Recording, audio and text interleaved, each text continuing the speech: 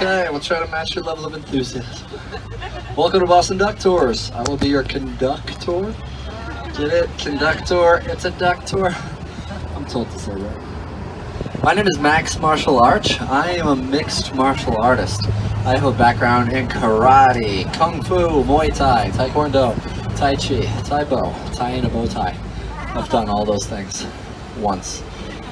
None of them well. That's why I'm doing this instead. I've never been in a real fight, never thrown a single punch. All I can do is duck. I choose to say that part. This is Captain Tom. He'll be our driver, our captain, our sensei of safety, my longtime pen pal, present day best friend in the world. Everybody say hi, Tom. Hi, Tom. No, everyone don't talk to Tom. That's mostly for me. They want to keep us pen pals exclusively. It's a good way to sell me stamps, and it's working. Tom has lovely handwriting, penmanship, pen writing, and handmanship. But do stay seated while we're moving around. You can put your elbow at the window. That's totally fine. Just don't extend your arm, leg, head, or person next to you at the window. They don't like it if you do that. And no smoking. It will stunt your growth. Also, if anybody's wearing a long and flowy robe, you don't have to. It's warm out. Okay, good. See, the rules apply to me, too. This is like a boxer robe. They only wear these when they come out to the ring. This is my ring. I have come out to it. I can take it off now. We're going to have some fun as we cruise around Boston. This tour is all about freedom, fun, and firsts. Boston is the home of the American Revolution. That's the freedom. We are on a large, oddly shaped, aqua-colored vehicle covered with pictures of fish. That's the fun. And the firsts, where a lot of things happen here in this city for the very first time. The first thing I will tell you about today is the vehicle itself. This is called the DUKW. That's how we spell duck. The C is absent, the W is silent.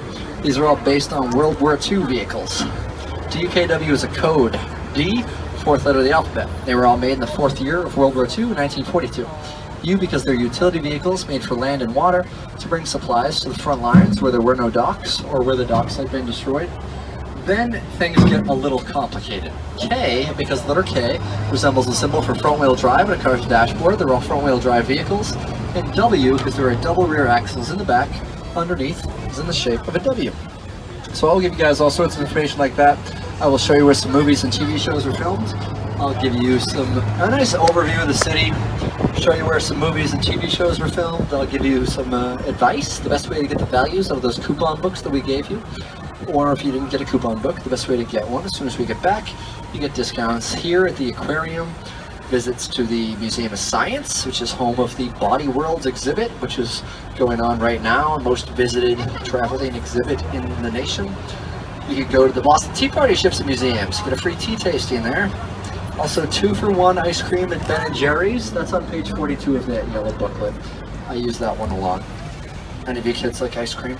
Yeah? What's your favorite flavor? Broccoli. How about you? Green beans. Nice. Very healthy flavors. Also, I will give you some advice for free stuff. I did the calculations. Technically, free is better than cheap. And I'm gonna tell some cheesy jokes. But where there's cheese, there's quackers. So we will also quack and be quacked at from time to time today. So take a moment to mentally prepare yourself for that possibility. We will quack together as a group every once in a while by taking a page out of the books of the great mixed martial art referees. Whenever they want to see more activity, they'll say stay busy. So whenever I want to see more quacktivity, I'll say stay busy, you say quack quack, and gesture's optional. Think you can do that? I know it's been a long day. Let's give it a shot. Stay busy. You'll get it eventually. By the time today's tour ends, everybody will become a black belt at quacking. Or if you prefer, quack belts. And I hope you prefer that term, because if not, oh man, could be a long 4.5 hours. I'm joking. It's only 3 hours and 59 minutes.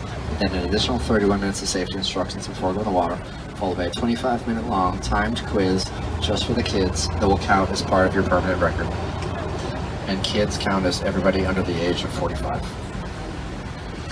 Or about an hour and 20 minutes and 13 seconds. And it's not really a quiz so much as it is an exam. So, Boston started off a wicked long time ago, 1625 to be exact, although back then it wasn't yet called Boston. This is all known as Shawmut Peninsula. One person lived here all by himself. His name is Reverend William Blackstone. He came here with a group of people from Lincolnshire, England, and they settled in what is now Weymouth, Massachusetts. And then winter came, and everybody that he was with did not like winter here. So they moved back to England, where it is sunny and warm all the time. Alright, that's a bit of an exaggeration. He stuck around. He would eventually be joined by the Puritans. They came here from Boston, England. They bought the land off of him, and then they renamed it Boston. And that concludes our tour. We'll drop you guys off here at Dunkin Donuts. Have a great day. No, there's more to it than that. There's a lot more Dunkin Donuts than that. That's the first one we'll see today. We have about 100 in Boston alone. We just keep building new ones because we don't like to wait in line. Yeah, they started just south of here in Quincy, Massachusetts. This first Dunkin Donuts is still open, which is no surprise to me. I've lived here my whole life. I've never seen a Dunkin Donuts go out of business. I've seen them close temporarily to remodel, make more room for more donuts, but that's about it. Anybody visiting from out of town? Yeah, where are you from? London, Ontario, Canada, the Great White North. Oh, the other one, the lesser known, more obscure London. London, England, very cool. Alright, you guys from London too? Now where are you from? You don't know? Jersey! What exit? Off the turnpike. Oh, you don't want to say. Just put on the GPS, figure out whatever the fastest way is. Gotcha. How about you guys? Where are you from? You don't know? You have to look to Dad for the answer? You're just like, I don't know, home? I don't know. Okay. Yes, high five. That was a good joke. That was a good one. Where are you from? Madrid, Spain. Welcome to the Pato tour. That's Spanish for duck. Mucho frío, huh? No, not so much. Okay, that means very cold. And that's all the Spanish I know. Okay. Did you figure out where you're from yet? Did Dad tell you? Connecticut, the Constitution State. Now, I hate to put you on the spot, but what would you say your favorite article of the Constitution is? Yeah. Oh, the preamble. That's a good one. That's pretty good. Yeah. How about you guys? Where you're from? Huh? India! Very nice. There's a special connection between India and Boston. We had, alright, so there's a guy from around here. His name is Frederick Tudor. He invented an industry, shipping ice to warmer locations to sell. So he used to harvest it here in the winter, and he would bring it to warmer places. And 16,000 miles away is where he met his biggest customers, who were in India. Within 3 days of arriving, they built ice houses to keep it frozen. You would pack the ice in sawdust so it wouldn't melt. But yeah, he would make multiple trips back to India a year. So there you go. So next time you drink a beverage with ice in it, just think about Frederick Tudor. Very cool. All right, anybody else visiting? No, you're all local. Okay, yes, you. From Germany, welcome to the Enta tour on Das Boot. Those are both German words, I know. Enta means duck, Das Boot means the boat. I learned that because there's an 80s submarine movie called Das Boot. You know, they're remaking it. They're going to call it Das Reboot. Now, I've been telling that joke for a while, and they are making it now. It's going to be a TV show. I feel like I should get an executive producer's credit, because I think I willed it into existence. All right, where are you guys from? Taiwan. From Taiwan? Yeah. Awesome, very nice. This is very cool. Anybody here from Boston? All right, okay, good. You guys are the official fact checkers. Everyone else believe what I have to say. So this intersection we're approaching is rich with history, both of Boston and of our country, and what soon would become our country. On March 5th, 1770, 9 British soldiers congregated in front of this small brick building on our left. This is the old State House. It was one time the center of British control during the colonial days. This is where the soldiers were confronted by an angry mob of Bostonians. There was pushing and shoving. A man named Christmas Addicts tried to take a gun from the soldier's hand. They would fire into the crowd. 3 men would die that night. 2 would later die from their injuries. It was an incident known as the Boston Massacre, and it happened right here. In England, it wasn't called the Boston Massacre. It was called the Unfortunate Incident on King Street. It sort of sounds like it's being downplayed, but if anything, we were playing it up by calling it a massacre, because there was an etching that showed the soldiers being ordered to fire into the crowd, which didn't happen. They did so in self-defense. It was proved in a court of law. The man who would represent them would later become our second president. That's right, John Adams. They were all found not guilty of murder. On the right, a big gold tea kettle. This is known as a pictograph, used for the benefit of people that were in town to visit but didn't speak English. They would have a visual of what was sold there. So obviously that place sold giant golden tea kettles. No, it was the Oriental Tea Company. That's where they sold. And there's a lot of the Dunkin Donuts on the left. See, I told you, there's a lot of them. Although this one just says Dunkin', so that's not uncommon. They're rebranding. They're trying to emphasize that they sell other things, like chicken salad and tuna fish donuts. That would be weird. It looks like a jelly donut. You bite in, just mayonnaise. Sorry I even said that. Okay, on the left, that's a King's Chapel burial ground, the oldest European burial ground in Boston. This is where the first colonial governor of Massachusetts, John Winthrop, is laid to rest. The gold-tinged building on our left is the Omni Parker House Hotel, oldest hotel in the nation. This is where the Boston cream pie was created. It would later become the official dessert of Massachusetts.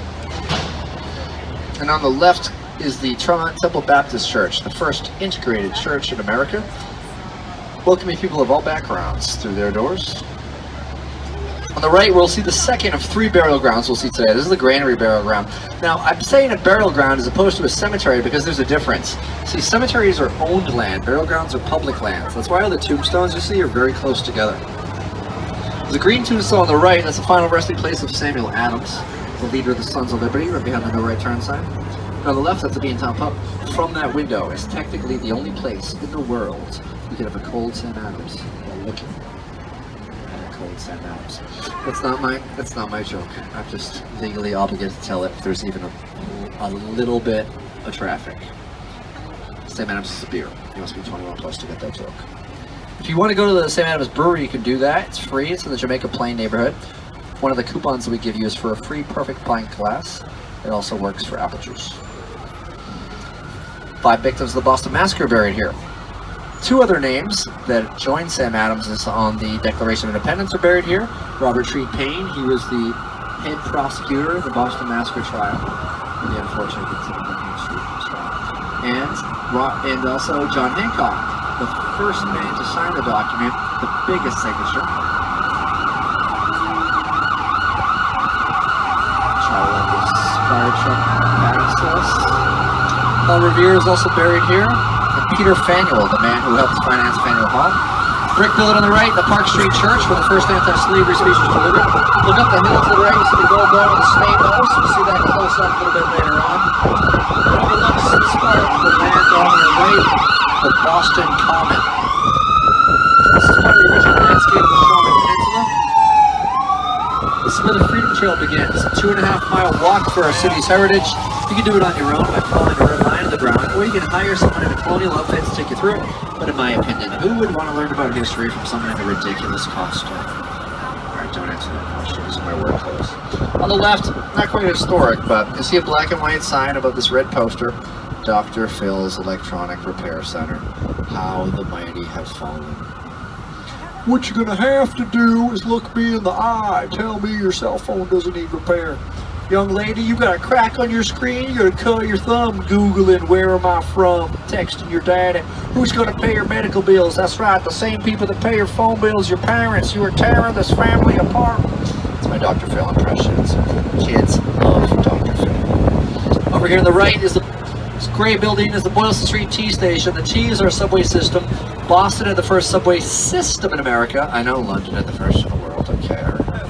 But we had the first subway system in America. I really have to emphasize the word system because New York City had the first subway car. But here's the problem. They didn't have the tracks. You do need the tracks to move the subway cars around, otherwise it's not really public transportation. On the left, it's the largest mosaic of 2 beavers hanging out with a seagull anywhere in the world. Pretty sure.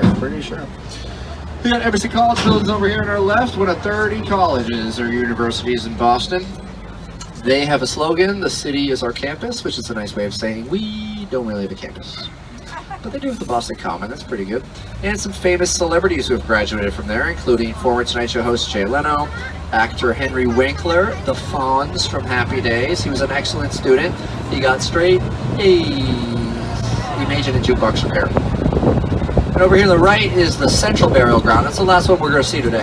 This is where the British soldiers who were badly wounded at the Battle of Bunkers Hill were buried when they succumbed to their wounds. We'll talk more about the battle once we see the monument later. And there's also an artist buried here that you may be big fans of, but you don't even realize it yet. His name is Gilbert Stewart. He was a portrait artist born in Rhode Island. Some of his art is valued as high as $1.00. $1. He did the portrait of George Washington. That's on the $1 bill. See, now it makes sense. It makes 100 cents. If you bring his art to a bank, you get 2 rolls of pennies. Bring those pennies to a wishing well. Boom, 100 wishes. Wishes not guaranteed to come true. Must show proof of purchase where available. Void in New Jersey. I'm sorry. I'm so sorry. Over here on the left is a Balocco. But beyond the Balocco, when we get a little bit closer to the intersection, you're going to look up ahead to the left, and you're going to see there's a little green statue of a man named Edgar Allan Poe. He wrote horror stories, so it's kind of appropriate that the ghosts and gravestones tour bus just went past us. He wrote horror stories and poetry like The Raven, The Telltale Heart, The Mask of the Red Death, and more. So Edgar Allan Poe was born in Boston, but he did not become a famous writer while he lived here. He never felt accepted by our literary community because he wrote short stories and poetry at a time when the novel was king. So he picked up and he moved somewhere that would appreciate him. He moved to Baltimore, Maryland. Now, if you visit Baltimore, their benches, they say the city that reads, the greatest city in the world. 2 nicknames, and one of them is just bragging. It's like, we got it, Baltimore. You can read. Big deal. Over here on our left is the Boston Public Garden.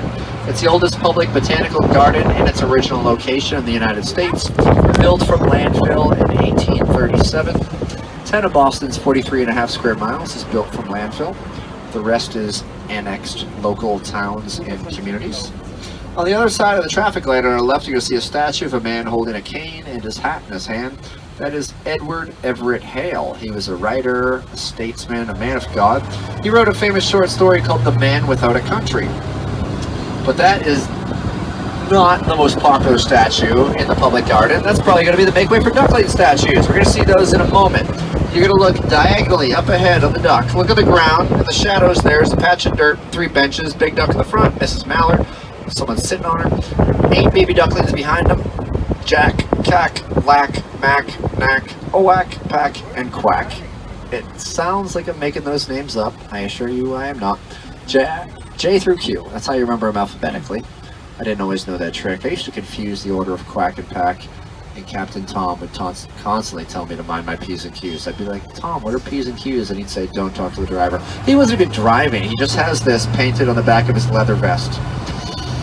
Now that's the Jack, Cack, Lack, Mac, Knack, Whack, Pack, and Quack are all main characters in the official children's book of Boss of Massachusetts, Make Way for Ducklings. Up ahead on our right, we're going to see television history. We're going to see the white awning of Cheers, the big hit show from the mid-'80s to the early '90s, the Bull and Finch pub. Once a year, they would bring the cast and crew over here to film all the scenes that took place outside the building. There it is on the right. Now, if you were to go downstairs, it does not look like the show. It looks like a real cool bar that was all built in England and then shipped over here and rebuilt. But they built a set bar upstairs, and there's another set bar inside of the Cheers behind Faneuil Hall, inside Quincy Market, 5 minutes from our duck stop. So either location you go to, you don't have to wear a name tag. 'Cause everybody knows your name. Boom, boom, boom. Sing it, kids. And they're always glad you came. Come on, row 7, seat A. You wanna be where people are. Row 9D, troubles are all the same. Row 2B, B. You wanna go where everybody knows your name. Alright, so some of you kids were a little bit young for Cheers. You're probably more into Frasier. Tossed salad and scrambled eggs. Ba-da-da-da-da-da. I've been watching a lot of Cheers lately because it's on Netflix now. Every Thursday night at 8 p.m. Or whenever you want to watch it, because Netflix is on demand. Or you can still get the DVDs in some places, which is weird. Oh, there's a statue on the left. That's the angel on the water. That statue is built and created by a man named Daniel Chester French. He also did a statue of Abraham Lincoln that sits atop the Lincoln Memorial in our nation's capital of Washington, D.C. Now, down by the water on our left, there's a bench down there. That's where Matt Damon and Robin Williams sat in a film called Good Will Hunting. How many of you have seen Good Will Hunting? Okay, a couple of you. If you haven't seen Good Will Hunting, it's not your fault. It's not your fault. It's not your fault. It's not your fault. You're just a kid. It's not your fault. It's not your fault. If you have seen it, how do you like them apples? Those are both quotes in the movie. That's acting. It's on Netflix tomorrow night at 10 p.m. Mountain Time. Greenwich Means Time as well. And Pacific Standard Time. Matt Damon and Robin Williams both won Oscars for their contributions to the film. Robin for acting, Best Supporting Actor, and Matt Damon for co-writing the script alongside Ben Affleck, who won Best Original Screenplay. Definitely, if you have some extra time, walk around in the side of the public garden. It's beautiful. You got all sorts of statues everywhere, and there's over 100 different types of trees. Most of the trees have a little plaque on the base of them that tells you where they're from, what kind of tree they are. Right now we're at a red light. If you have a camera handy, as soon as we go through the light, we'll wait till it turns green, of course, you're going to see on our left one of the most photographed images in Boston. It's a statue of General George Washington on his horse. You get a beautiful backdrop of the city skyline and all the different types of trees in the public garden. So the time to take the picture is right after we go through the light, right above the stone entrance gate. Tilt your camera up a little bit. You might even want to zoom in a tiny bit, not too much, a tiny bit, and then just start clicking, or put it on video mode, take a screenshot later. Right above this entrance gate on the left, there's General George. There he is. So George Washington came through Boston many times during the American Revolution, but he never would have been where his statue stands today, because this was all water back then. Didn't become land until 1837. Up ahead on our right is the Taj Boston Hotel, known for their lavish ballrooms, delicious Indian food. Red Sox slugger Manny Ramirez used to live here in the penthouse for 8 years. Tallest church in Boston on the right, the Church of the Covenant. This is Newbury Street, it's our shopping district. Starts more expensive this end. You got Tiffany's, you got Burberry, Chanel. Gets a little bit cheaper as you go up. It ends with TJ Maxx. And on the right, that's the Arlington Street Church. That's the oldest church in this neighborhood. The neighborhood is called the Back Bay. This was once a bay. Boston is the capital of the Bay State, and we started off as more water than land. The Back Bay Landfill Project was the first of 9 such physical expansions of our city. It took 50 years to fill in the Back Bay. They took dirt and rocks on trains from Needham Heights, Massachusetts to bring it here. Coincidentally, Needham Heights, Massachusetts is now known as Needham, Massachusetts, because we took the heights away, and that's what we are driving on right now. The Arlington Street Church is known for their Tiffany glass windows, of which you can see none of them. They just have regular glass in the front because they ran out of money during the Great Depression. It was a time of economic turmoil for many Americans. So by the time they had finished the project, Louis Comfort and Tiffany, or they raised money for the project to finish it, Louis Comfort and Tiffany passed away, so they left the rest of the windows blank as a tribute to him. Now looking to the left, you can see my favorite view of the Boston Public Garden. You see the Swan Boats parked across the water on the left. Swan Boats are large paddle boats with the likeness of a swan on the backs of them. They have been here since 1877. Swan Boats have a top speed of 2 miles per hour. Yeah, wait till we get on the river. We're going to triple that. 6 miles per hour. That's what we're going to hit on any aquarium. Now, I apologize to my friends from India, Taiwan, Germany, and England, but I don't know how, and Spain, but I don't know how fast 6 miles per hour is in Celsius. It's a joke. Centimeters. Kilograms? Thermometers. Kilometer. Okay, it's kilometers. Kilometers. That's the one. I knew it was one of those ometers. Alright, in a moment, we're going to take a left. As soon as we do this turn, some of you will begin to experience a feeling known as déjà vu, which is a French term that means sacre bleu, monsieur. We've already seen this before. Have a croissant. We have seen this before. We're just gonna keep going around in circles until my 2 young friends from Connecticut can tell me the names of all the duckling statues. Alright, you do the first 4, you do the second 4. Just do the alphabet, starting with J, ending with Q, rhyming with Ek. Alright, start us off. Jack. Cack. Lack. Mac. Knack. Oak. Back. Wait. Jack, hack, black, back, knack. Oak, pack, and quack. Exactly right. You got them all. Well done, ladies. How many of you have read the book Make Way for Ducklings? Okay. 3 of you. 4 of you. See, I knew who to go to. Everybody else, wait for the movie. The movie's going to be great. They haven't started pre-production on it yet, but it's rumored that Mark Wahlberg is going to play Oak. So there's the ducklings again on the left. Yeah, Oak is the Irish one. It's O apostrophe whack. And the other 7 ducklings would be called the Funky Bunch. You see, Mark Wahlberg was in a musical group in the 1990s called Marky Mark and the Funky Bunch. They had a big hit single in 1992 with a song called Feel the Vibrations. This is the history tour. And now he sells burgers. Wahlburgers. Now open in the South Bay Plaza. That's the official children's book of Massachusetts. It was written and illustrated by Robert McCloskey. He was a college student, originally from Ohio. He used to cut through the public garden every day on his way to class. One day, he got inspired when he saw a police officer stopping traffic to allow Mother Mallard, Jack, Cack, Black, Mac, Nack, Ork, safe passageway across the street. And so he decided to write the book. And then he graduated from college and he illustrated it when he was living in New York City. He wanted to draw live ducks, but he didn't have time to go down to the park every day. So what he did instead was he bought 12 ducks from the poultry store, and they lived with him in his tiny New York City apartment for 2 weeks so he could sketch them. He kept the bathtub filled with water. That is a book that I want to read. The Making of Make Way for Ducklings. Alright, on the left, this is Beacon Hill. If you live in any of these beautiful homes, it's a historic location. That means if you live here and you have to replace so much as a doorknob, you have to get it approved from an entire historic society. I can't even get my landlord to text me back. On the left, the building with the bars in the window, this marks the site that Reverend William Blackston, our very first settler, built his cottage. So essentially, this is where Boston all began. So when Boston started out, we had 3 hills. 2 of the hills were cut down, they were used for landfill. This is the last hill that remains, making it, by default, the top-ranked hill in Boston, according to J.D. Power and Associates. There's a carousel on the right. It's got horses, seahorses, zebras, and unicorns. And right next to it is a little body of water. That's the frog pond. In the wintertime, it's an ice skating rink. In the summertime, kids can splash around and cool off in there. And parents can splash around and retrieve their kids who refuse to stop splashing around and cooling off in there. So really, it's fun for the whole family. If you're wondering how deep it is knee deep, knee deep, knee deep. Get it? Knee deep. It's like a frog noise. And a depth, knee deep. Did you get it a bit, a tad bit, or a bit? I'll stop soon.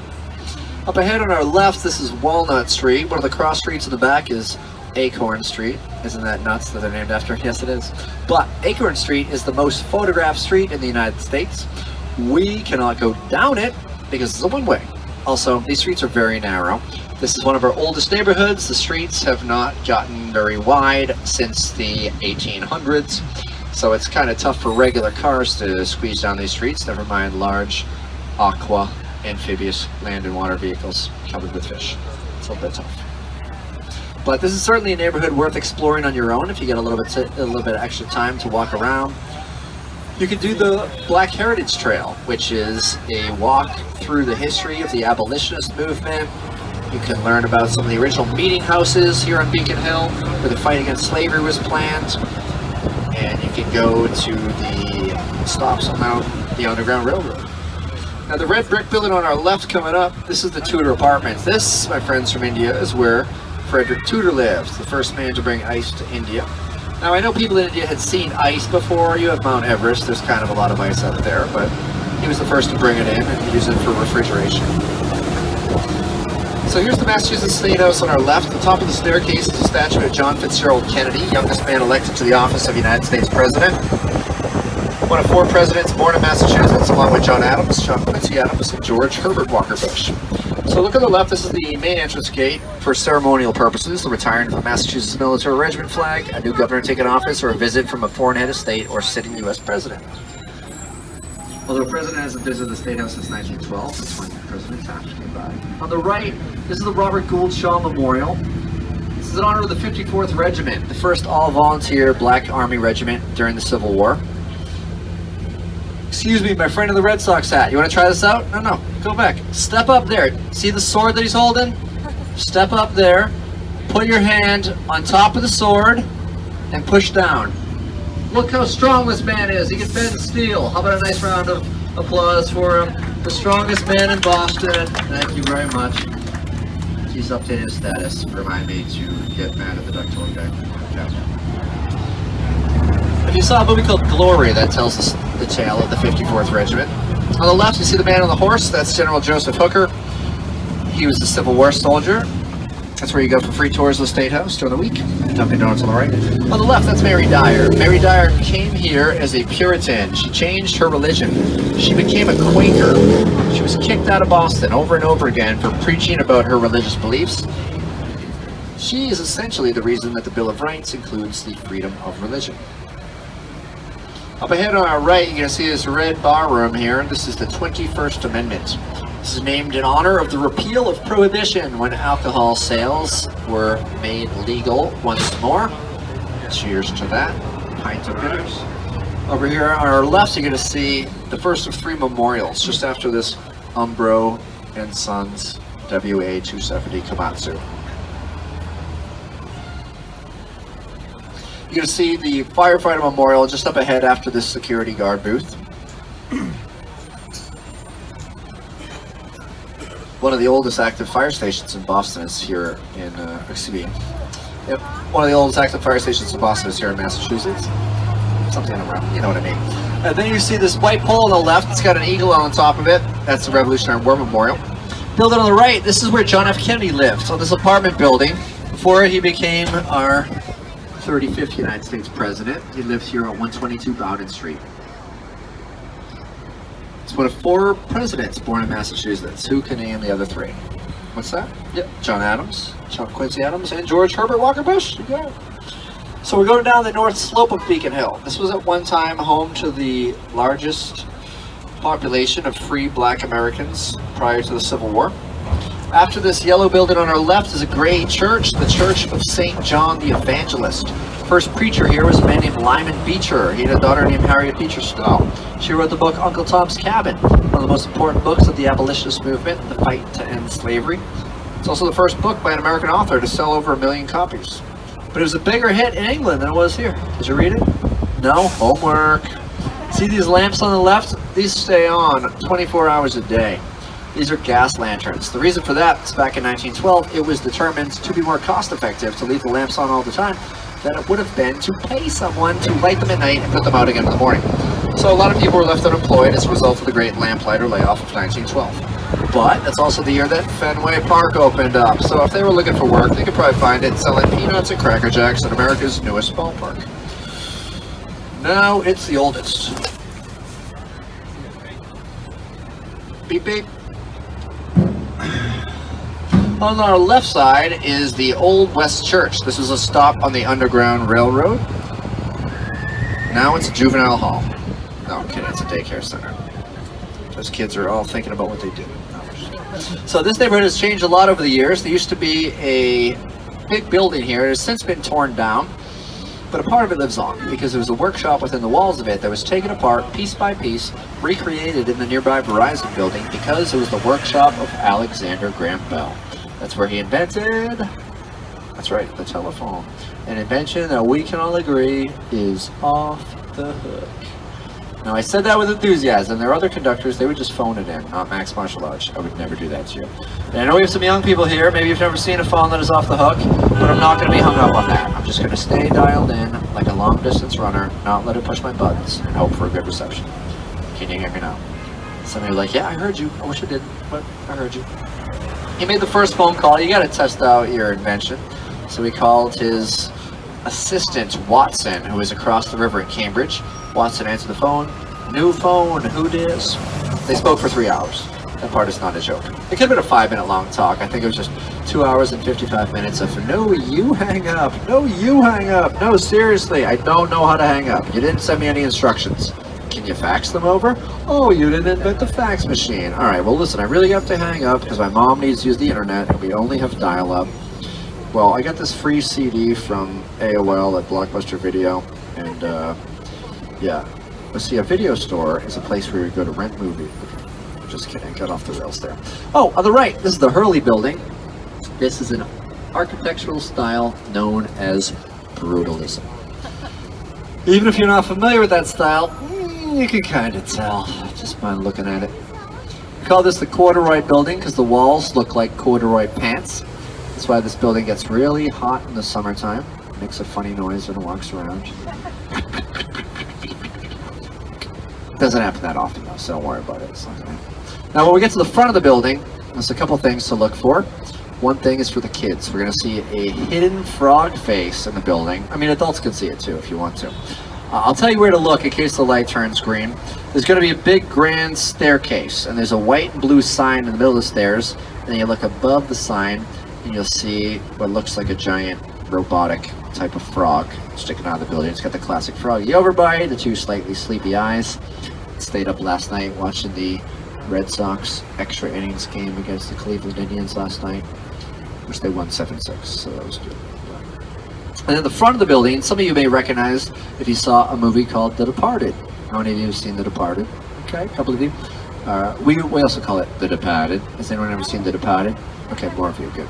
So, this was the state police barracks in that Martin Scorsese Oscar-winning film, won Best Picture. There's a famous scene, I won't spoil anything for you, but there's a famous scene where Leonardo DiCaprio's character rushes up the stairs to enter into the state police. But when you look at the top of the stairs, a little behind the scenes, you're going to see it's an open park. No entrance at all. That's how good an actor Leonardo DiCaprio is. He makes it seem like he's entering a building and there's nothing there. I think that's probably why he won an Oscar for The Revenant. Alright, see the big staircase, blue and white sign in the middle of it? So look up above it, see the classic froggy overbite, the 2 slightly sleepy eyes. See it? I got a picture of it on my phone if you need help. See the 2 eyes, the mouth. Oops, that's my number pad. 2 eyes, mouth, 14% battery, memory text messages, iOS update needed, press home to unlock. See it? See? I told you so. I told you so. See how it's all glass windows on the top floor? And then the floor below has the 2 bumps in it. You see it? You see it? You think I'm hallucinating? See? I told you so. I told you so. Shut it. You know who really likes that building? Jeremiah. You guys don't know him, but he was a good friend of mine. He's a bullfrog. He's from Louisiana. He made some mighty fine wine. I couldn't understand a word he said, but we still keep in touch. There's this band, Three Dog Night. They wrote a song about him. You know that song? It's called Joy to the World.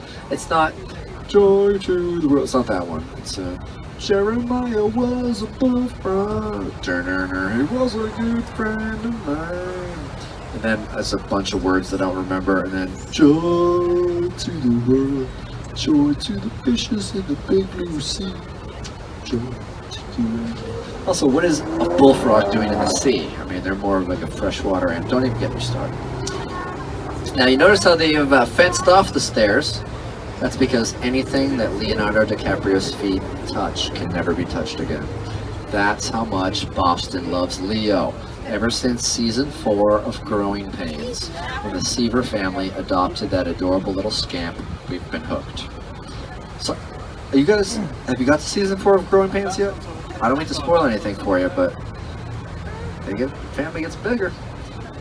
Who's your favorite character on Growing Pains? What do you think? Kirk Cameron's character, Alan Thicke, Joanna Kearns. There's so many to choose from. I'll get back to you. Alright, we're going to progress through the west end of Boston. This is where a very famous man grew up, a guy named Leonard Nimoy. You may know him from a popular television show called In Search Of. Also Star Trek. Nanu, use the Force, Jetson. Live long and prosper. He helped finance that museum on the left, the West End Museum. It's free to visit. Now, this neighborhood used to be filled with tiny little apartments called tenements. They were all torn down, except for one in Boston's first urban renewal project. The last tenement is on our left, and it currently is a giant picture of a guy named Skrillex. Now, keep looking left, look at behind Skrillex, look how narrow this building is. People still live here to this day. Isn't that crazy? This was called the greatest neighborhood this side of heaven. It even says so on that wall to your left, and walls don't lie. Now keep looking left. You're going to see doorways and windows in the shapes of the original tenements that were once here. And over here on the right is the Leonard P. Zakim Bunkers Hill Memorial Bridge. It is the widest cable-stayed bridge in America. It was the widest cable-stayed bridge in North America until Vancouver, Canada built the Port Man Bridge, which is slightly wider by only a couple of feet, which is so annoying. Especially because in Canada, they don't even use feet. They use Celsius. And if you don't know where Vancouver, Canada is, it's where the Boston Bruins won the 2011 Stanley Cup Championship of hockey. And people from Vancouver don't like it when you mention that. And look, there's the Charles River on the right. Charles River, not the original name, used to be called the Massachusetts River. The first man to chart it on a map was a European explorer named John Smith. That name may be familiar to some of you if you saw a certain Disney film. Who knows what Disney film John Smith was in? That's right, Pocahontas, not the Lion King, sir, come on. Yeah, John Smith was Pocahontas' man friend, and he painted the map with all the colors of the wind, just around the river bend. And he brought that map to Prince Charles I of England, and he looked at it and he said, the Massachusetts River? Way too long a name. You gotta shorten it, give it a cool name. Why don't you call it the Charles River, after me? Seriously do it, and they did. Now, he might not use those exact words, and he definitely had a British accent, but I just can't do a very good British accent. Put another shrimp on the barbie. Where's my kangaroo? Oh, you own a boomerang. See, it sounds Australian. I'm working on it. I got the Dr. Phil. I'm working on that now. The Charles River is 80 miles long. It begins in Hopkinton, Massachusetts, the same place that the Boston Marathon begins, the oldest annually run marathon in the world. I ran my first marathon last year, but I only ran the width. I ran across the street to Dunkin Donuts. People were not happy, especially the guy I spilled half my coffee culotta on. He got so upset just because I got a little bit of whipped cream on his marathon runner's bib number. I was like, bro, that's literally what bibs are for. Ask any baby. Do we have any former babies on board? Anybody here with baby being experience? No? All born your age? Okay. Scientific impossibility, but I'll believe it. So we're going underneath the Lechmere Viaduct. The Lechmere Viaduct extends all the way down to Lechmere Point. That's also where the British soldiers deboarded their ships and began marching on foot towards Lexington and Concord. Get ready to look to the right. We're going to see a tower in the distance. This is the Bunker Hill Monument. It commemorates the Battle of Bunker's Hill. Keep looking right, you'll see it again. The battle was fought on June 17, 1775. The British tried to take back the hill from the colonial army. They failed on their first two attempts, succeeded on the third one. By this point, the colonists had just about run out of ammunition, so they retreated, living to fight another day. The British kept the hill for the rest of the war, but it's what we call a Pyrrhic victory, because they suffered tremendous losses. They lost 1,100 members of the King's Army on that day, compared to only 500 colonists. It was the bloodiest battle of the American Revolution, but a major turning point for the colonial army's confidence. It gave them belief that a mostly untrained fighting force could stand together and oppose the most powerful military in the world at that time and have success. They would continue to build off that success in the months and years to come. You can climb to the top of it, it's free.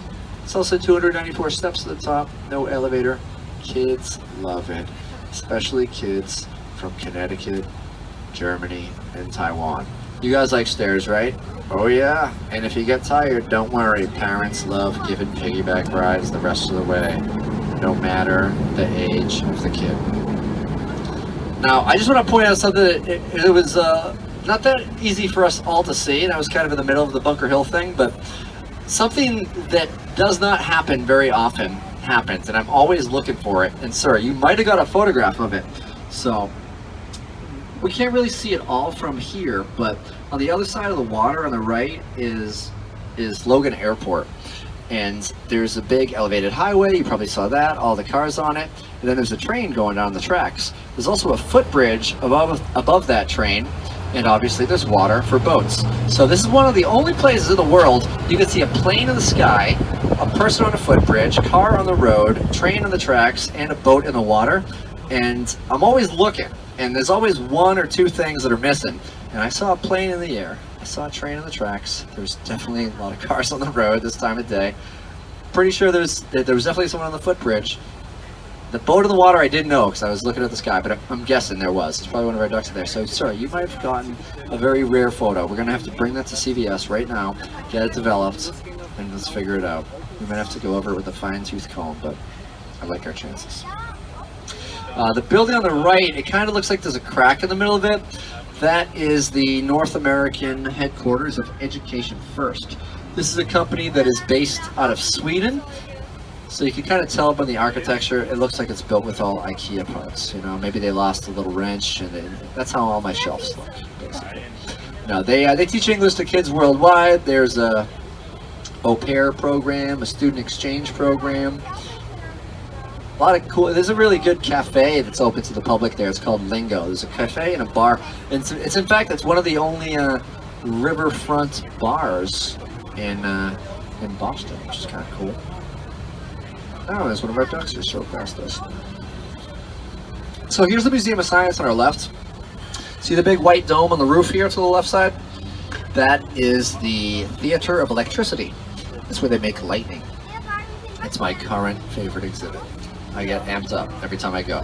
My friend Rod told me about it. It sparked my interest, so I bolted over there straight from pole vaulting practice. I was like, what? I love this. I will never omit this from my tour. Once I did, it hurts to think about. It mega hurts. All right, now we're going to go into the campus of education first. And we're going to see something pretty cool. We're going to see a little bit of world history. We will see, as soon as we complete this right turn, actually, it's the first section of the Berlin Wall to make its way into the United States. It was sent here as a gift to the President of Education First on his 50th birthday, because their motto was breaking down walls of cultural differences with language. So as soon as we make the turn, look at the left. It's going to be behind where these bikes are, the 3 rocks here. See the spray painted slab of concrete? So that once divided East and West Berlin in Germany, part of the inner wall. It was torn down in November of 1989, just before a very famous David Hasselhoff concert. Remember he played live? I've been looking for freedom. Sing it, kids. I've been looking so long. Come on, you remember 1989, right? You don't? Don't let me remind you. On German iTunes. Most people remember it for acting, Knight Rider, Baywatch Night, SpongeBob SquarePants, that YouTube video with the cheeseburger off the floor. I don't think that was acting. In Germany, it's a huge thing. On the right is the biggest skateboard park in New England, the Lynch Family Skateboard Park. Now, we don't have time to skate today, we're going to go in the water. Now, before we splash in, just a couple of safety things. I have a marine radio up here in case we need to speak to the Coast Guard or the State Police. There's a life ring in the front of the duck, there's one in the back as well. We have life jackets on the left for anybody over 90 pounds to use in case of emergency. On the right for anybody under 90 pounds. I have a fire extinguisher in the front, there's one in the back too, a CO2 suppression unit up here, and a first aid kit. We have never had to abandon ship in our history. If that were to happen, we would exit to the left, to the right, the front, or the back of the vehicle. No smoke in the water, and no fire in the sky. Alright, we're going to honk the horn and splash on in. Here we go! Woohoo!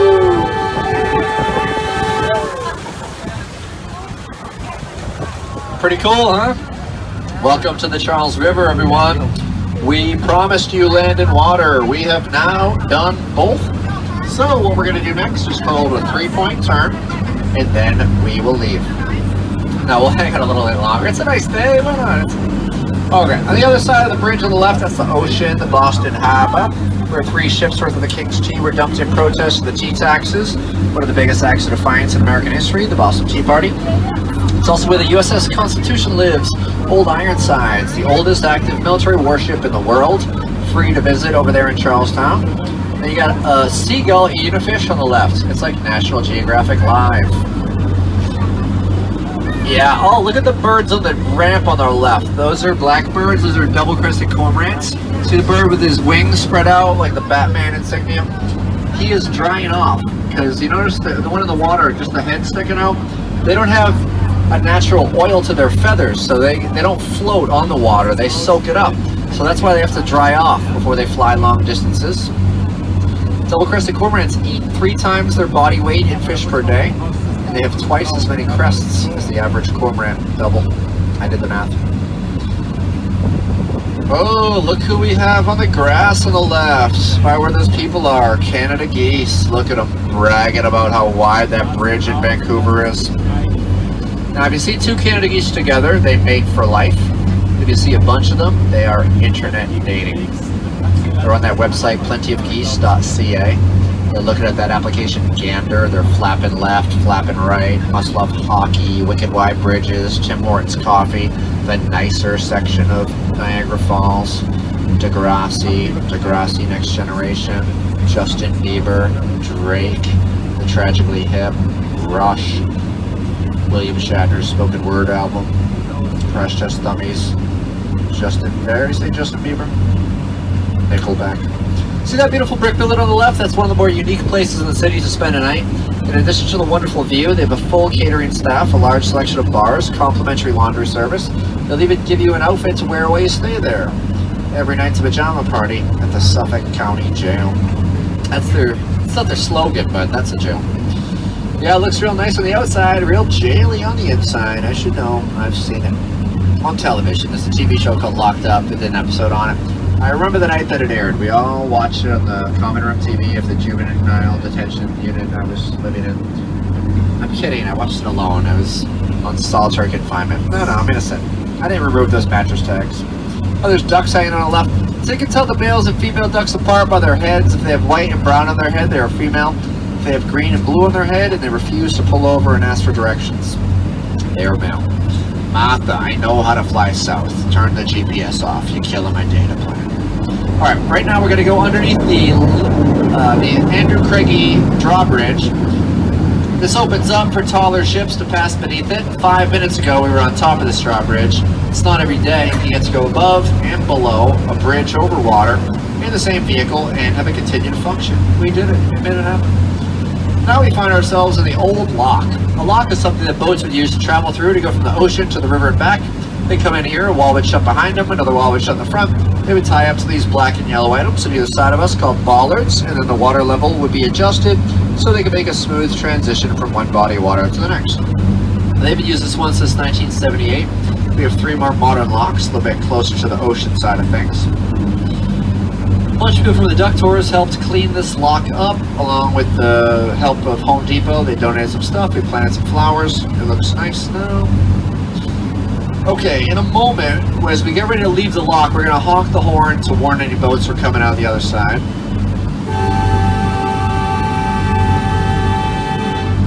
We do that because it's one of the rules of the Charles River. Take a moment to review the rest of the Charles River rules. They're posted on a green sign up on this wall to our left in both English, Spanish, German, and British. So read those carefully. Do not, and we call elevators lifts. Alright, so now we have a little bit of room to move around. So there are certain aspects of the vehicle I'd like to show off to you. It can be a little bit difficult to see from where you're sitting.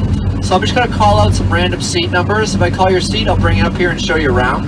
So why don't we start with row 7, seat A. Anybody in row 7, seat A from Germany? Oh, row 7, seat A. Yeah, you, young man next to the dad with the hat. Alright, come on up here, guys. Right here. Come on up. Yeah, walk up here. I'm going to show you around. Buono momento, por favor. Du hast. Come up here. Okay, Rammstein. Both of you. The 2 of you. Alright, so everything you see on the left, that's all Boston. Everything on the right, yeah, come on up. That's all Cambridge. Both established in the same year, 1630, and they both had different names. Alright, come on up. Here, step right here. Now sit down. Now grab the wheel. And now you're driving. What's your name?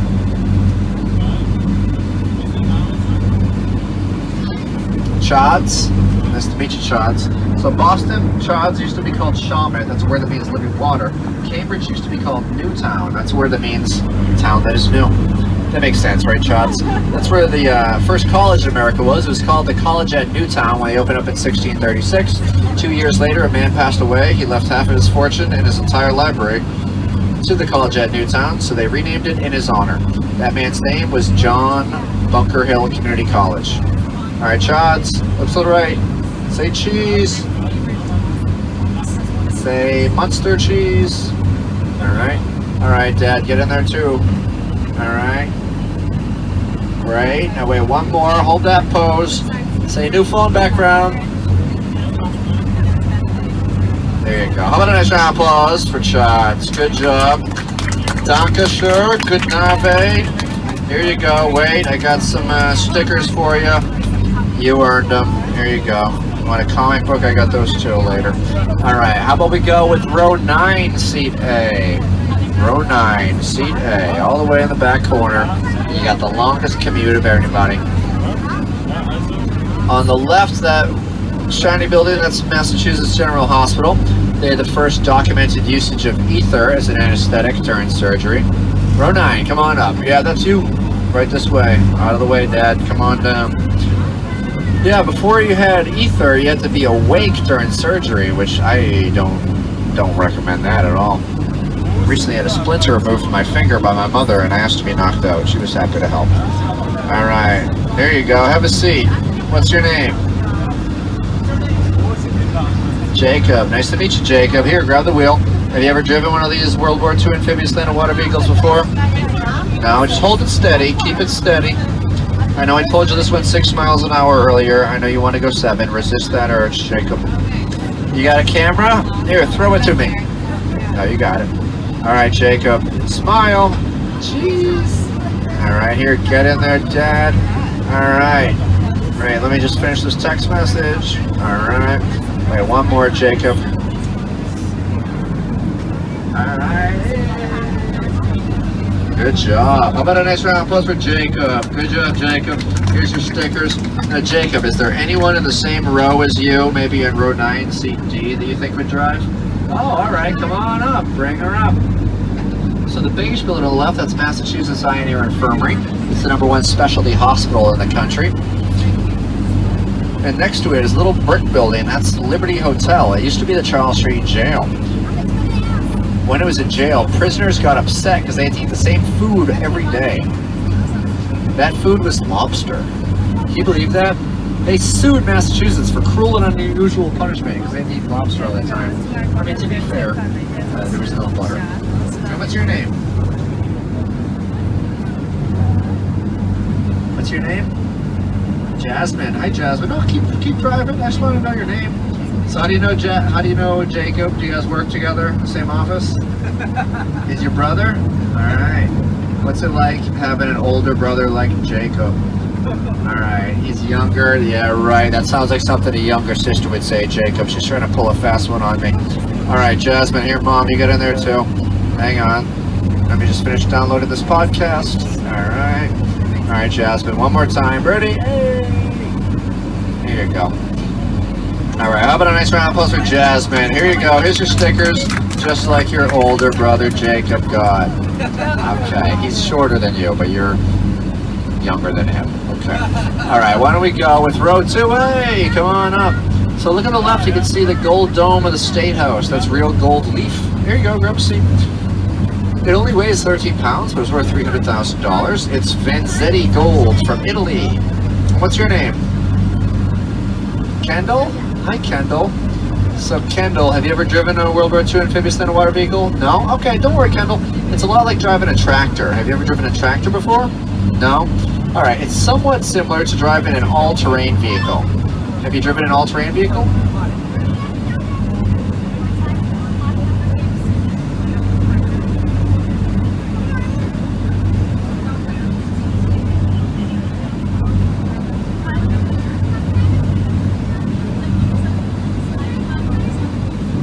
We're just getting a message.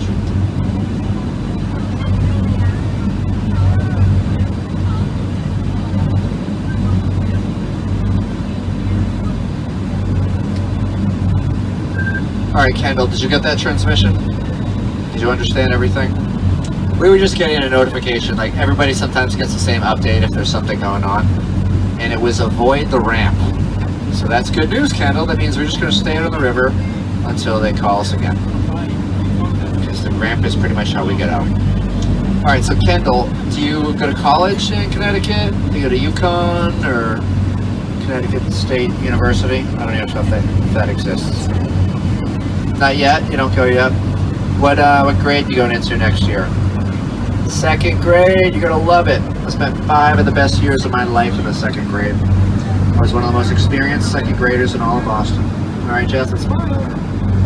Yeah, they would take me to all the other 2nd grade classes to talk to the kids. They said it was a cautionary tale. I don't really know what that word means. All right, smile, you two. I think it means wicked awesome. I don't know. All right, Jasmine, look over to Lorraine and say that definitely doesn't mean cautionary. All right, Jasmine, your other right. Kendall, I'm sorry. Jasmine's looking around like, what do you want me to look at? Okay, I'm sorry. Kendall, all right, I'm focused. All right, Kendall, look on the right. You see the bridge that goes over the widest part of the Charles River. That is the Harbour Bridge. It goes over the widest part of the river. It doesn't go to Harvard, though. It goes to MIT, which wasn't there. MIT used to be in Boston. They moved to Cambridge in 1916. It had already been called the Harbour Bridge. Now, Kendall, you see there's a shiny building on the right with what looks like a needle on top? That's a Prudential Tower, second tallest building in Boston. And then you see there's the really shiny building. Hang on.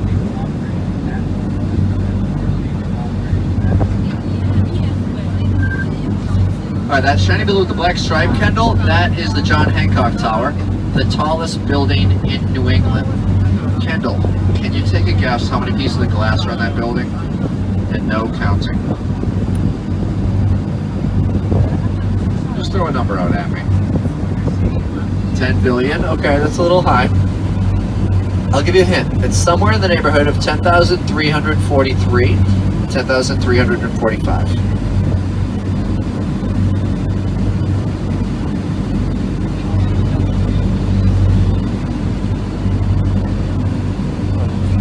Yeah, 10,344, exactly right. Very good. And it would take a crew of 4 30 days to clean it.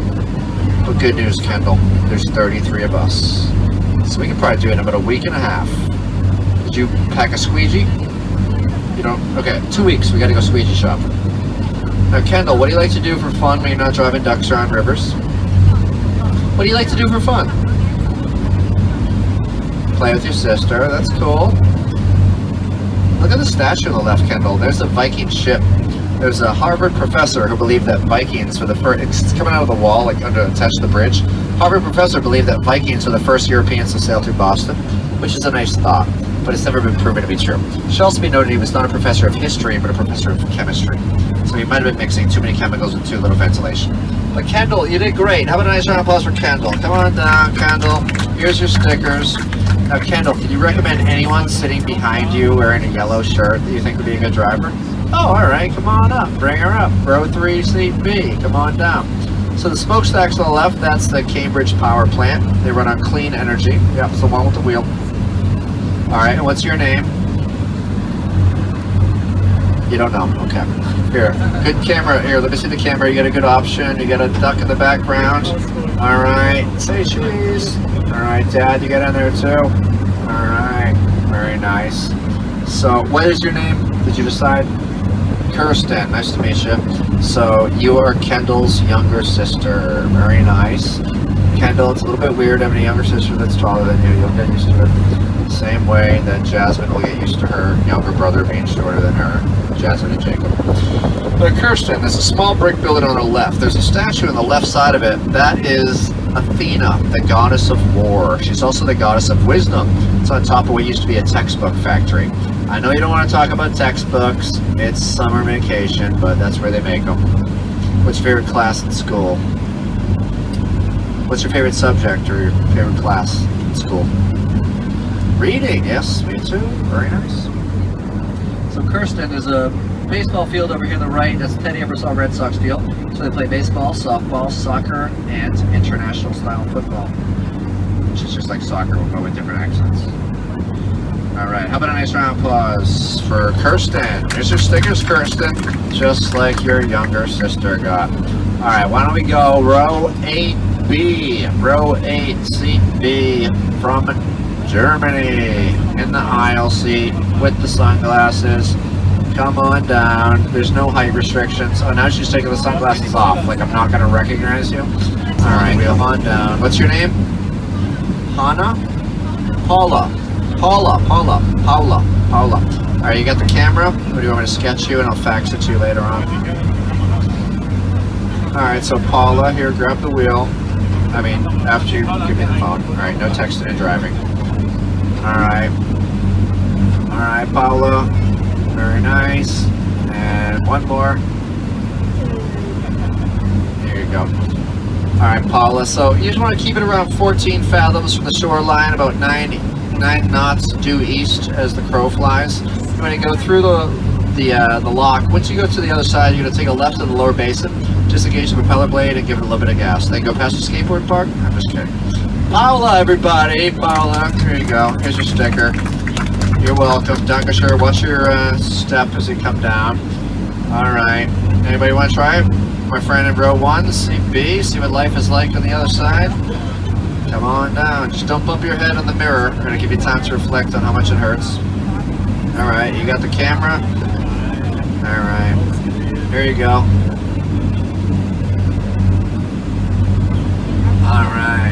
Alright, you want to stand up here next to him? Okay. Alright, ready? Cheese. Alright, hang on. We just finished this text. Okay. Alright, one more. Ready? Say best friends forever. Timer. Hang on. There we go. Alright, how about a nice round of applause? Come on down. Good job, sir. Here you go. Thanks for driving. It's a lot different on the other side of the seat, huh? Alright, back to Captain Tom in the studio with sports. So all the buildings on the left, that's the Museum of Science. Building on the far left side with the lights in there, that's their parking garage exhibit. It's an interactive experience where you leave your car there all day and computers use science to take money from your bank account. Okay, so it's just a parking garage, or as they call it in England, a car park, right? See, that does make sense. They call it a car park because you take your car and you park it there, right? But then there's a cafeteria right next to it. So what do you call that in England? A food eat? Okay, because you take your food and you eat it there. All right, I'm all... Okay, look, you got double-crested cormorants hanging out on that buoy on the left. They get very excited when they find a buoy to dry off on. They say, yeah, buoy, flavor, flav. I think that's what they say. It's hard to hear sometimes. Now, if you kept going left underneath that bridge, they would take you to the Cambridge Galleria Mall, which is the only mall in America that is accessible by boat. Which is kind of an oddball fact. It works out pretty good for me, though. Every time I drive my car to the mall, I always forget where I parked it. One time I packed my car and hopped the gas. This whole thing. I'm never doing that again. Now I don't have to worry about it. If I want to go to the mall, I just hop on board a duck, jump off, and spend all day trying on socks at the mall. Also, side note, if you go to the mall, they don't like it if you try on socks. I got into a huge fight with the manager there. I said, listen to him, I didn't jog here 3 miles in the pouring rain wearing flip-flops for you to tell me I can't try these socks on. Now, let's see what the big deal was. I didn't take up any space in the dressing room. I was just sitting on the floor, minding my own business, tearing open packages of socks, trying to find the right fit. I'm a little in between sizes on account of the length of my toenails. Jacob knows what I'm talking about. Jacob's like, yeah, I'm turning these sneakers into Crocs by the end of the day. I like your attitude, Jacob. Now, we're going to leave the lock in a moment, and you're going to see the big gaps on the left and right side of us. That's where the wall used to shut. And then we're going to see a duck. We're going to yell quack, quack at him, and then we're going to honk the horn.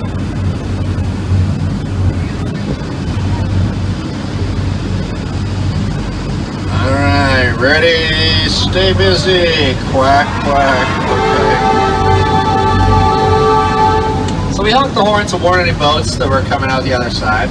But I also think it's kind of funny to honk the horn when we're underneath the bridge, because it's probably a car at a red light being like, who's this guy in the Pinto honking at me? The light means stop. Also, who drives a Pinto in 2019? I do. See, the engine is in the back. They took them off the market because they would get rear-ended and explode.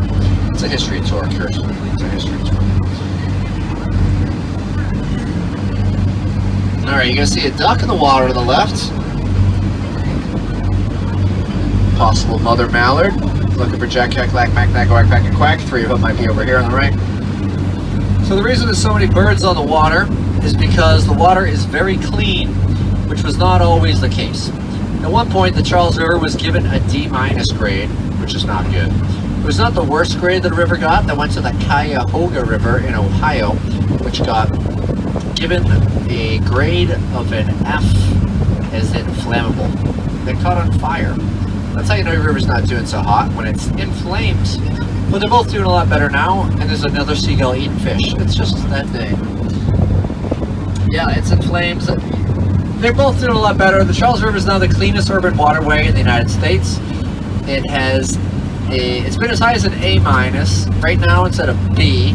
Last year, or this year rather, we had a record rainfall, and stormwater runoff affects the grade a little bit.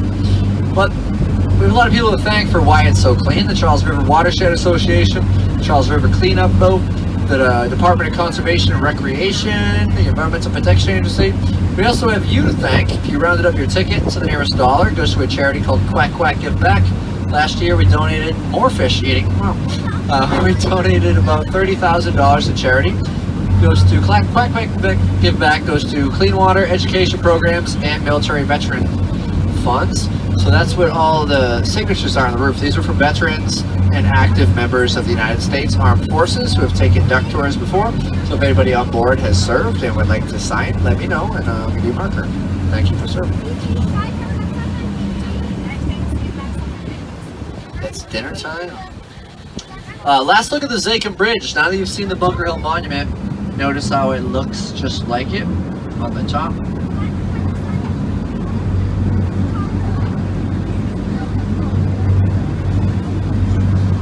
So underneath the yellow bridge, so this is a drawbridge, that's where the train goes over, and that opens up for when the boats travel underneath it. Yeah, the water is a little bit cold. It, I mean, I haven't tested it lately.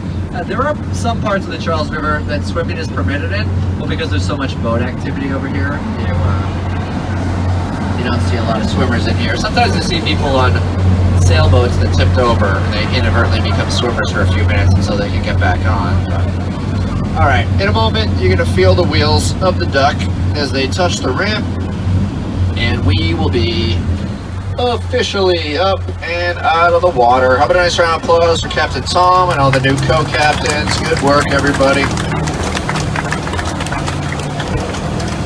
Now over here on the right, you see all these big piles of sand and gravel. This is a business called Boston Sand and Gravel. Pretty spot on name for a business, huh? It's where they filmed some movies. It's where they made a Ben Affleck movie called The Town. Also a Denzel Washington movie called The Equalizer. Have you guys seen The Equalizer? A couple of you. If you haven't seen it, Denzel plays a character named McCall who has put his mysterious past behind him and is dedicated to living a new quiet life. But then he meets Terry, a young girl under the control of the ultra-violent Russian gangsters, and he can't stand idly by. So armed with hidden skills that allow him to serve vengeance against anyone who would brutalize the helpless, McCall comes out of retirement with his desire for justice reawakened. He is the Equalizer. DVD extras include audio commentary and deleted scenes, all from memory. Now they made a second Equalizer movie. I was pretty excited for it. Although I gotta say, I was a little bit less excited by the title of it. It's just called The Equalizer 2. I feel like that's a missed opportunity. I feel like they should have called it The Sequelizer. The Sequelizer, get it? Maybe the bad guy in the movie is just a giant packet of Sweet and Low, and they fight inside of a Dunkin Donuts to be wicked sweet, wicked artificially sweet. But I will say both movies are rated R, so sorry. For Kirsten and Jasmine, you guys are gonna have to wait a little while to see it. Jacob and Kendall, you're a little older, you've probably already seen it by now. But listen, Kirsten, when you're old enough to stay up as late as Kendall is, maybe one day if it's on TV, the same thing with you, Jasmine. When you get a little older, you can wait until you get the same bedtime as Jacob. Then maybe there'll be an edited for TV version, you can watch it together. We did have some young drivers today. Massachusetts is famous for having the youngest legal driver in America because we had the first driver's test. And the first driver's test had no age restrictions. It also had no driving at all. It was just a 12-question written exam. The youngest person to get their license was 11 years old. Anybody here 11? Almost? No. Yeah, and he got a job as a chauffeur, which is French for Uber driver. Yeah, that's a real thing. Take you anywhere you need to go as long as you got them home before dinner. And there was a large Boston pizza on the table with extra Canadian bacon, or as they call it in Canada, bacon. All right, we are getting back on the dam, going past the Museum of Science one more time. Have any of you been to the Museum of Science before? Okay, yeah, a couple of them, the locals. The coupons that we give you are good until the end of the year, so if you know you got friends coming in, my local friends, feel free to just grab a few. $10 off, pretty good. Get to go to the Omni Theater, the largest IMAX theater in the country. All sorts of good stuff. They have a butterfly garden here where you can just stand still. Dozens of butterflies will land on you, very popular. Much more popular than the exhibit the year before, the caterpillar garden. Kind of a different experience when you have dozens of caterpillars landing on you. And a dinosaur on the right, a Tyrannosaurus Rex, one of the most fearsome dinosaurs ever. But one of the worst boxers, not a lot of reach, old T-Rex. So there was, every year they do this. It's a kind of a cool little way to get into the spirit of the Boston Marathon. They put a giant marathon runner's bib number around the T-Rex's neck, and his bib number is 65,000,000. 65 million. So one day I was getting ready to do a duck tour. I'm at the Museum of Science location, and there's a little girl around 5 years old, around Kirsten's age. She's walking towards me with her dad, and the dad keeps looking at the dinosaur, sort of shaking his head. He seems annoyed. And he finally gets up to me and he says, "Do they honestly think anyone is going to spend $65,000 on that?" Before I could say a word, his daughter goes, "Dad, it's not a price tag. That's his marathon number. And it's 65 million. I was like, wow, who is getting the education at the Museum of Science today? And then Dad gives me this dirty look, and I realize, whoa, I said that way louder than I meant to. 2 minutes later, I get on the dock, turn to say hi to everybody. Who was sitting front row, right where you are, sir? That's where Dad was, and he did not look happy to see me. It was a very awkward hour and 20 minutes. But it could have been a lot more awkward if he ever found out that he would soon be a part of every single duck tour that I did when I tell that story. So, sorry, Dad, but I made you famous. Regionally famous, but still famous enough. Now the other side of that fence on the left, that's the underneath us is the deepest tunnels in North America. Take that, Vancouver, Canada. That's the Thomas P. O'Neill Tunnel, and there's also the Ted Williams Tunnel. These were created as a result of the Central Artery Tunnel Project, also known as the Big Dig. It's called the Big Dig over here on the right, giant hole in the ground. Looking good. What do you think? 2 more weeks? 2 more weeks and it's done? Okay, good. And here's that last tenement building on the left again. This is people do live here still. And they're building a condominium over here. So it's got a picture of it. You guys at row 4 can see it. Yeah, so it's gonna just completely overshadow the smallest building in Boston, which is kind of funny.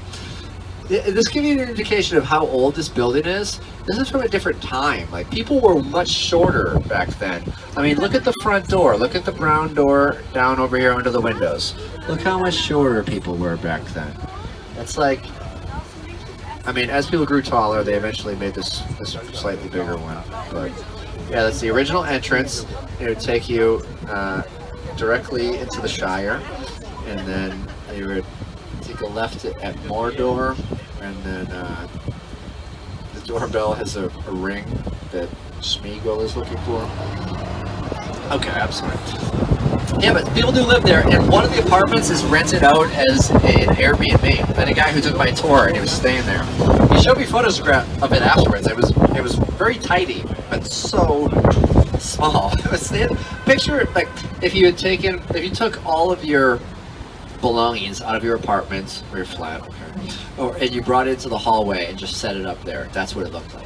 It's crazy. Now, this neighborhood where we are now, this is the West End. This all used to be water. This used to be where a man named Benjamin Franklin spent a lot of time as a boy. He learned to swim here. He used to float on his back, flying a kite, which is kind of the modern day equivalent of any of you kids floating on a tube, looking at pictures of kites on your phone. Benjamin Franklin loved to swim. He invented swim fins. That's amongst his many inventions. He made swim fins for your feet and hands, although people don't use the ones for the hands nearly as much anymore, but they use the ones for the feet all the time.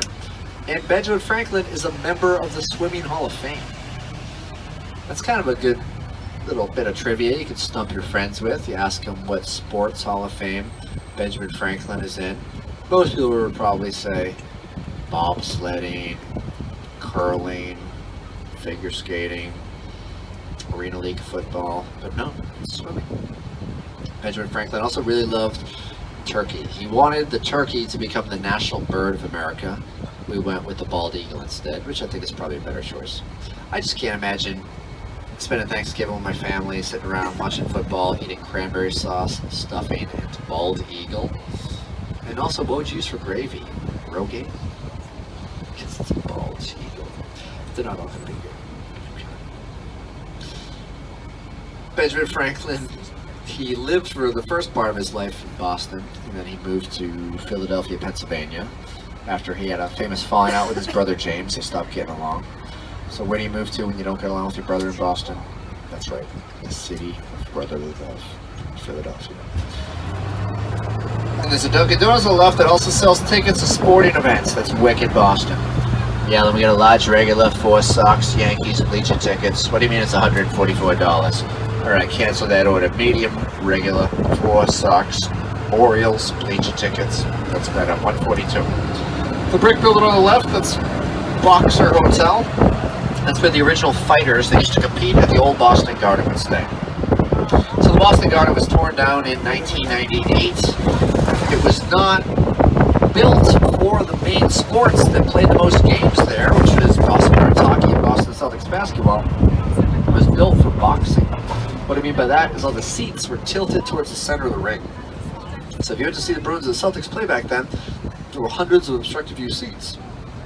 Have you ever been to the old Boston Garden? Yes? Yes. Here's a picture for those of you who haven't been. This is what a front row obstructed view balcony seat looks like. Just a giant pole in your face, taking up the majority of the seat. Just one big pole there. And it didn't say obstructed view on the ticket. You just kind of showed up and you're like, oh, guess I'm not seeing this game. Guess I'm going to headbutt the person next to me all game to try to see what's going on.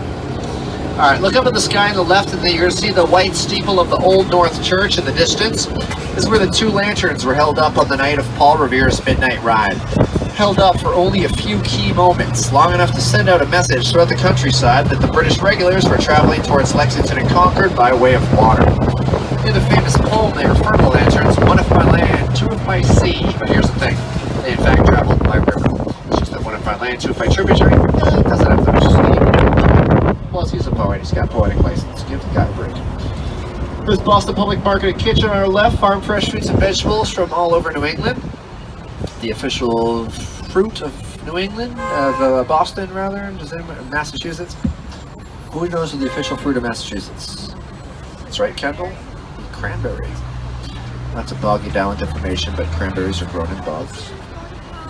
They also have culinary classes and really good food stands. They're open until 8 o'clock tonight. This is the Blackston block on our left. 6 glass towers, that's the New England Holocaust Memorial. It's opened up in 1995, paying tribute to the 6 million lives lost during the Holocaust of World War II. The Union Oyster House is part of the Blackston block. That's the oldest operational restaurant in the United States. They opened up in 1826 and have never closed. Famous politician and orator Daniel Webster used to begin every day at the Union Oyster House with 8 plates of oysters and a glass of brandy with every plate. That's a pretty eccentric breakfast. Sometimes he would share his brandy. Very rarely did he share his oysters. He was very shellfish. Very shellfish. On the left, that blue building on the left, that's the Manuel Hall, the Cradle of Liberty. The statue is Samuel Adams, the leader of the Sons of Liberty. Up ahead on the right, we're going to see that small brick building of the old State House one more time. Focus on the top of the building now. On the left side is a golden lion that represents England, also House Lannister. And on the right, a silver unicorn that represents Narnia. No, it represents Scotland. They're both fictional places.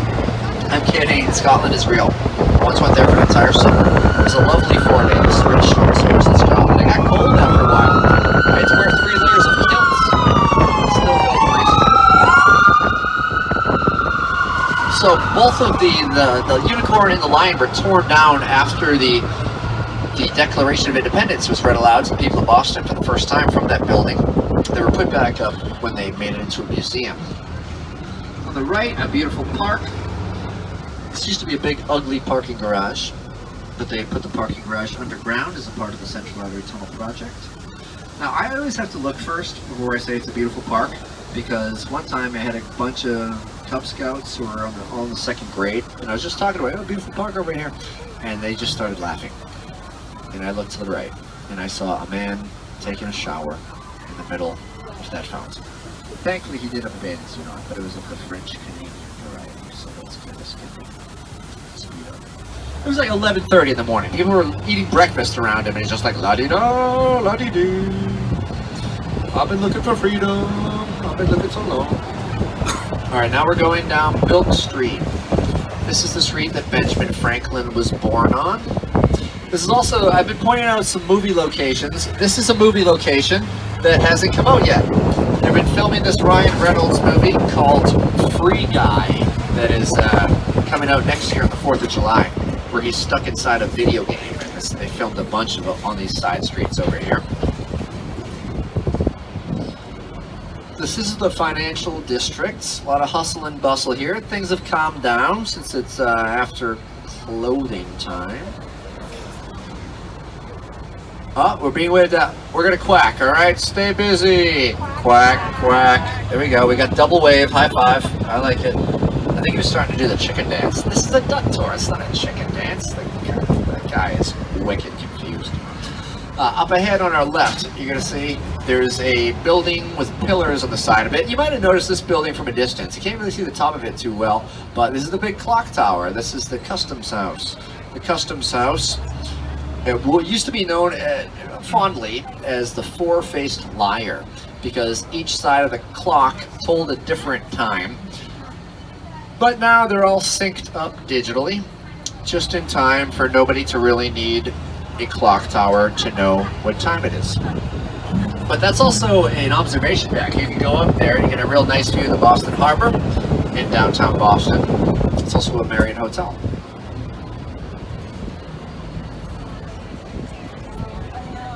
So we're going to be going on to the Rose Kennedy Greenway in a moment. This is named after the mother of John F. Kennedy, Robert Kennedy, Edward Kennedy. Rose Kennedy lived in the North End. That's about a 10-minute walk down this way.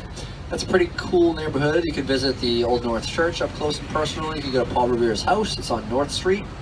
Now, I'll give you a couple little food recommendations. First of all, there's 100 different Italian food restaurants. I haven't been to them all, but they also have their menu posted out front. There's some good ones in there. I usually just go over there for a quick bite to eat. There's a bakery that I really like. It's called Bova's. It's on Salem Street, and they're open 24 hours a day, so they work around your schedule. And then my favorite pizza place there is open not many hours a day. It's only open on weekdays from 11 a.m. until 3 p.m. But they make enough money in that time that they can afford to be off at night and weekends in one of the most pricey places to run a business, and that's a place called Galleria Umberto's. They pretty much just sell pizza and calzone and rice balls there, but it's really good. So they do, tonight at 8 o'clock, if you're not doing anything, they're showing Back to the Future 2 for free over here, which is pretty good. That's the one with the hoverboard. I don't want to spoil it for you, but Griff is in it, Biff Tannen's nephew, and the Sports Almanac. It's really good. It's good.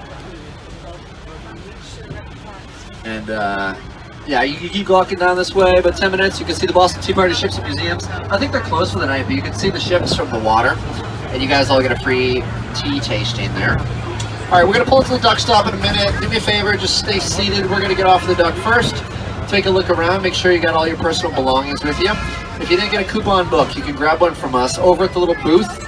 There'll be someone in the booth. Just bang on the back door and they'll hook you up with some coupons. Oh, the door's open. You don't have to bang on it. Maybe do it just in case. It'll be funny.